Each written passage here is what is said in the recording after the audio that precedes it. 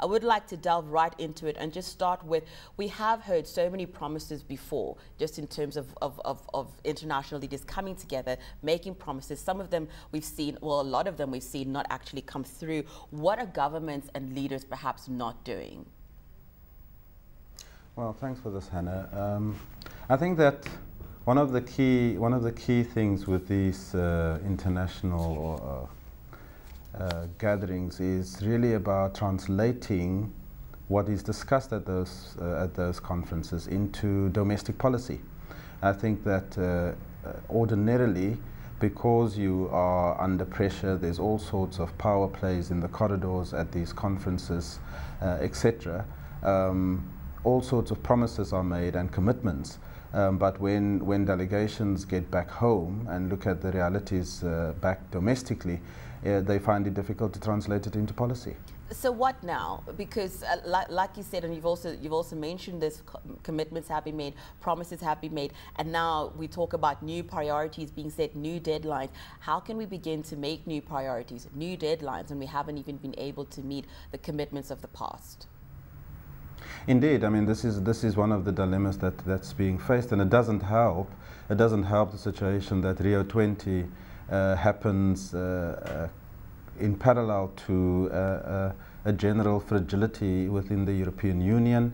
The Doha round is coming into the equation. A general panic as to the global markets, and so a number of global leaders and delegations at Rio 20, although they are supposed to be discussing sustainable development and how we take that process forward, they have a lot of other things on their minds. Well, let's talk a little bit about this this issue of sustainability and food security. I mean, we had a story earlier on of just how many more people we're expecting in Latin America, in Africa, in Asia, and whether we're actually going to be able to even feed those people. Let's talk a little bit about food security and what the future is looking like right now.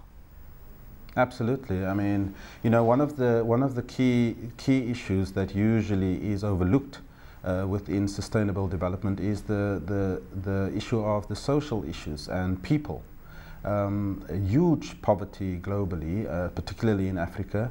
In South Africa, we have lots of unemployment, inequality, and so when there is talk of sustainable development, issues of food security, issues of water scarcity, agrarian reform, etc., all of these are top of the priority in terms of the domestic situation. And so until such time that this social issues find center stage within the broader discussions around sustainable development, I'm afraid it simply is not going to yield the necessary results.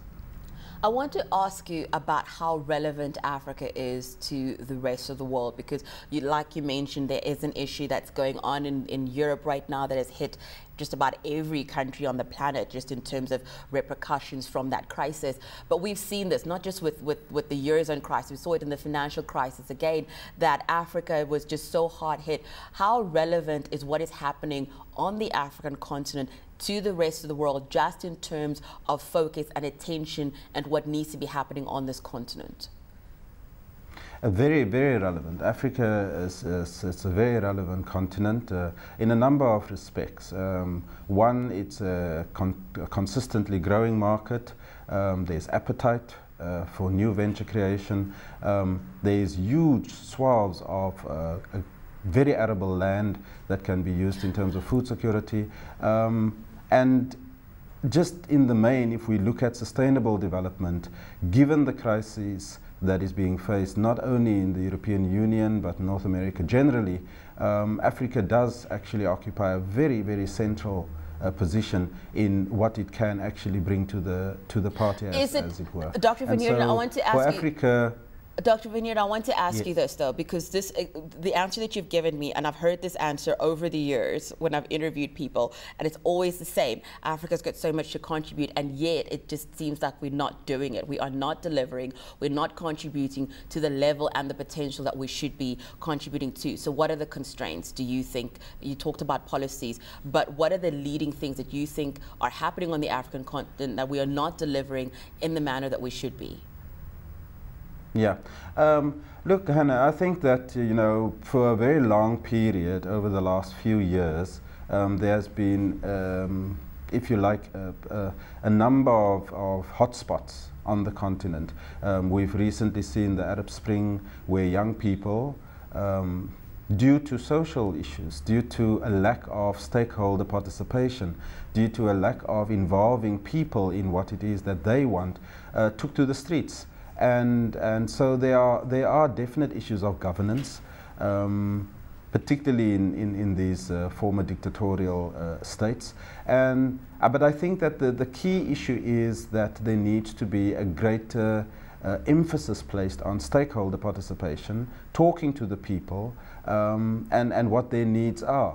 There is no point in talking, for example, about a green economy, which costs a lot of money, when in fact you are faced with very basic needs around food security, around poverty, inequality, and so forth. And so there are some constraints, this is true.